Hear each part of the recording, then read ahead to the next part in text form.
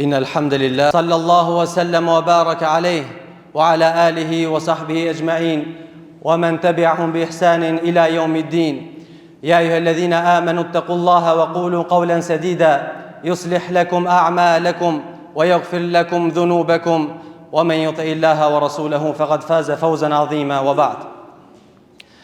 Allahu dhul Gjelal e falenderojmë për çdo mirësi, begati, dhunti, ati I qofshim fal. Salatet dhe selamet tona ja dërgojmë Muhammedit sallallahu alaihi wasallam, familjes së tij, shokëve të tij dhe të gjithë atyre që e pasuan dhe e pasojnë atë deri në ditën e gjykimit. Elus Allahun që në këtë ditë të begat të xumas Allahu gjithëve neve të na begaton me të mirat e tij. Elus Allahun që më mëshirën e tij të madhe që ka, Allahu gjithëve neve të na mëshiron. Të nderuar besimtar, jemi dëshmitar për kalimin e shpejt të kohës, kalim I shpejt dhe I vrullshëm I ditëve dhe I natëve. Dhe kjo me të vërtetë që është një gjë friksuese, sidomos për besimtarin.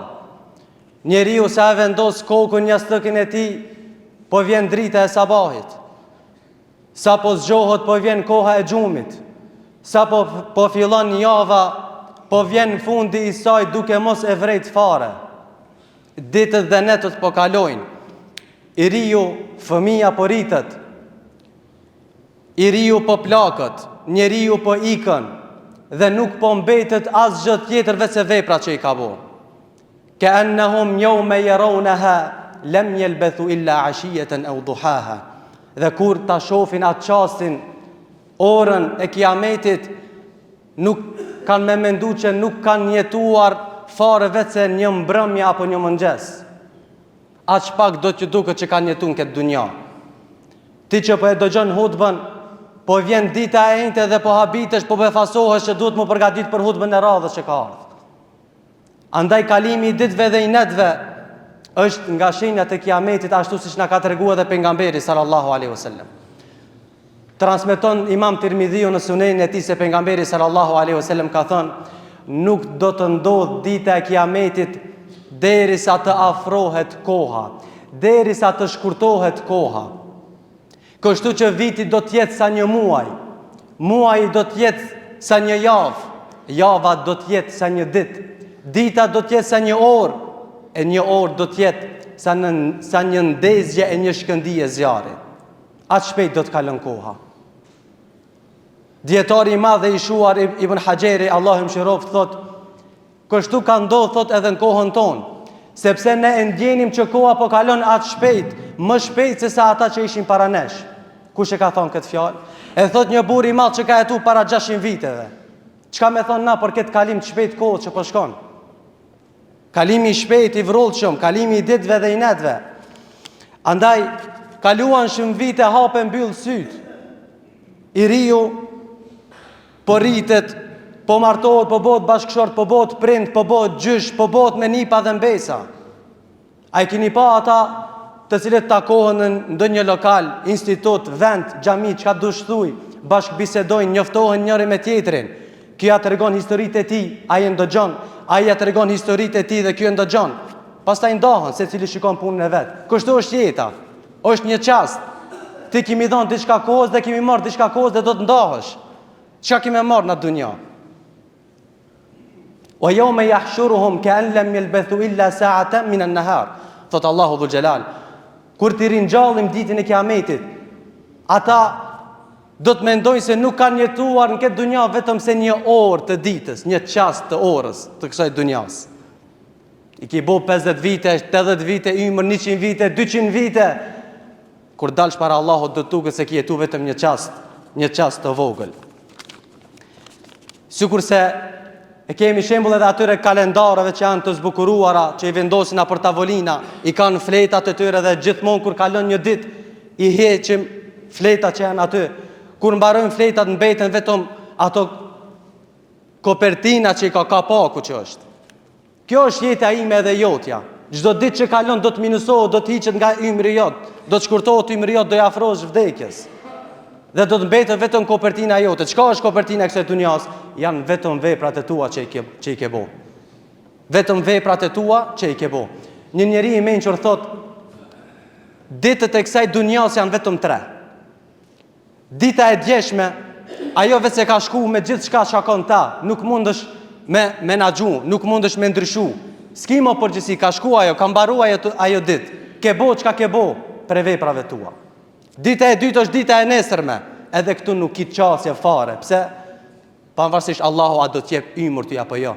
Nuk mundesh ta menaxhosh se çka do të bësh për nesër, se ndoshta nuk je gjallë.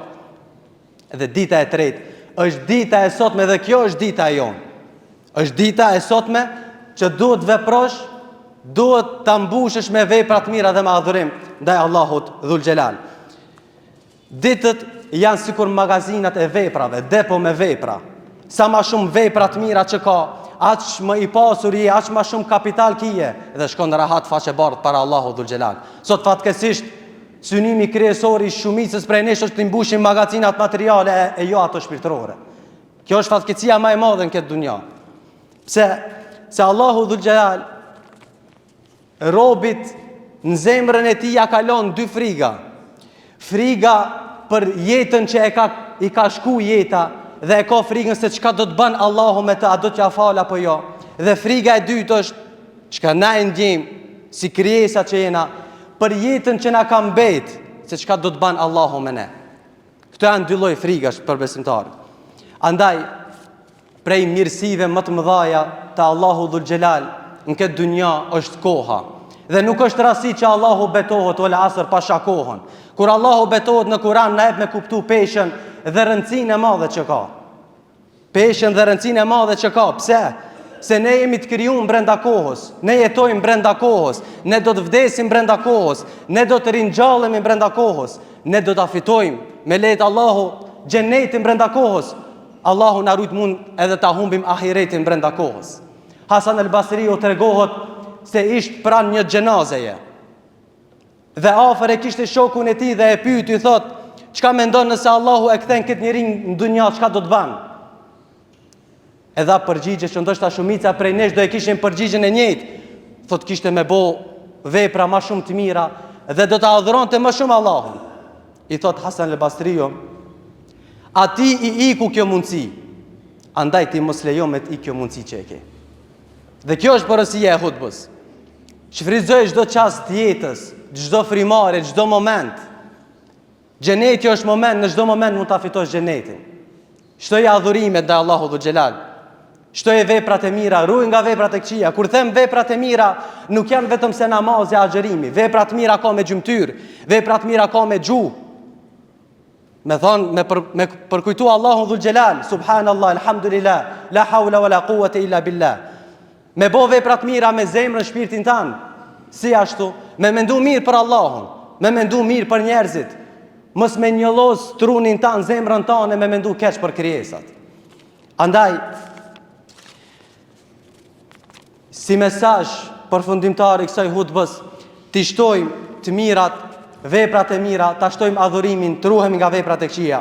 Në kalimin e ditëve dhe netëve besimtar, ka mësim, ka meditim për njerëzit që të cilët përkujtojnë, të cilët meditojnë mbi madhështinë Allahu Dhul Xhelal. Pse ashtu? Ditët po paksohen, netët kalojnë, jeta kalon, i riu rritet, pastaj kur të rritet plakët, pastaj dhe vdes. Ai që është i pasur do të varfrohet, ai që është i shëndetshëm do të sëmurët, të afërmit ton kanë ikë, të dashurit ton po vdesin njëri pas tjetrit. Ai i cili është lart do të bie poshtë, ai që ka fuqi do t'i zbehet. Këtë këto ndryshime që ndodhin, këto gjendje të ndryshme të cilat janë, që na japin neve me kuptu, na ftojnë, na thrasin që të zgjohemi nga pakujdesia ndaj kohës që kena, të zgjohemi nga ignoranca ndaj kohës që kena, dhe ta shfrytëzojmë kohën për të adhuruar Allahun dhe për t'i bërë veprat e mira dhe për të ruajtur nga veprat e këqija. Elus Allahun Azza wa Jall me emrat e tij të bukur dhe cilësitë e tij të larta që ka, që ditët tona Allahu t'i bën ditët më të mira të jetës tonë. Elus Allahun Azza wa Jall që vitet që na kanë mbet Allahu t'i bën më të mira dhe më të begate se vitet që kanë kaluar. Elus Allahun që të na ruan nga pakujdesia jonë ndaj kohës dhe të na bën prej atyre të cilët e shfrytëzojmë kohën për së mirë, duke qenë Allahu i kënaqur me neve dhe ne të kënaqur me Allahun Dhul Xhelal. Aquli qawli hadha wastaghfirullaha li wa lakum fastaghfiruhu innahu huwal ghafurur rahim.